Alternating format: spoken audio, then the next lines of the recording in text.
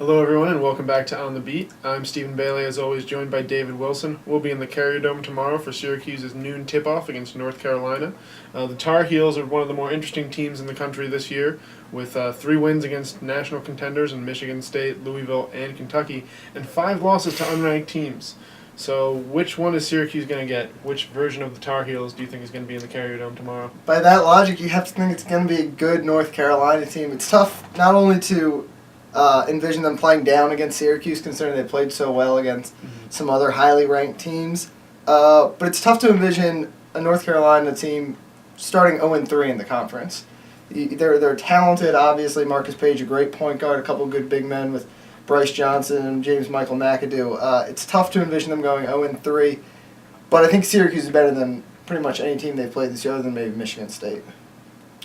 Yeah, I would probably agree with that. North Carolina also coming off back-to-back losses to Wake Forest and Miami, the same Hurricanes team that gave Syracuse a lot of trouble. So that one might not be quite as bad as it would have seemed at the start of the year. Now let's look at what Syracuse needs to do to stop them. I think we talked a little bit about this, but how important the big men are. We saw a couple of those guys work through foul trouble against Virginia Tech. We have Daewon. Looks like he'll be back. He got some minutes at the end against Virginia Tech, about 3 minutes.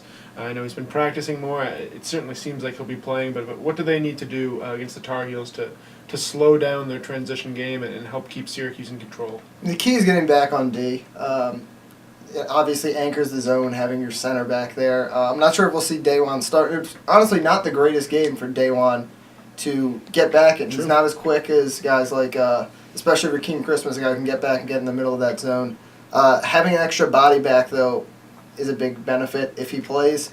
I'm not sure if he'll start. He said a full week of practice is probably what he needs, but getting an extra body in so you don't have to play a guy like Baimu Sakita or Rakeem Christmas with 2 fouls, I think, is the biggest thing you get out of him, plus obviously his rebounding. And you think CJ Fair is going to be the guy who has to get things going for Syracuse early? Yeah, I mean, he's started slow a little bit in the past couple of games, but I mean, once he gets going, he's pretty much automatic from the baseline. Another trend with North Carolina has been as Marcus Page goes, North Carolina goes. I think he's shooting about 32% in their 5 losses and about 46% in their 10 wins. So 14% that's a pretty big gap. What does Syracuse need to do to stop him? He's only got 16 points in those last 2 games. Yeah, he hasn't been good in these past couple of games, but again, neither has North Carolina as a whole. It's really tough to predict what's going to happen with this North Carolina team. But Marcus Page is by far their most consistent jump shooter, and you're going to get open jump shots against the zone. It'll be interesting to see if he settles for those or tries to get to the rim. North Carolina, one of the worst three-point shooting teams in the country, which isn't a good way to solve the zone. I think the key for Marcus Page is going to be he has to not settle for those jump shots and try to attack.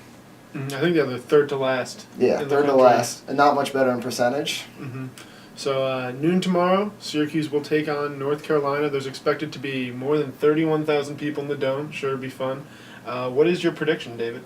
I've got Syracuse 68, North Carolina 61. I think North Carolina, they play up to their competition, but I think Syracuse is good enough to hold them off. Yeah, I think it'll be around there. I think slower pace the game, the better suited it is for Syracuse. I'll say Syracuse 64, North Carolina 58. They'll hang around. The Tar Heels are good. So thanks for watching. I hope you're at the Dome tomorrow to enjoy the game. If you're not, you can watch it on ESPN. And you can also follow us on Twitter @DioSports and @DailyOrange.com for all your coverage. Thanks.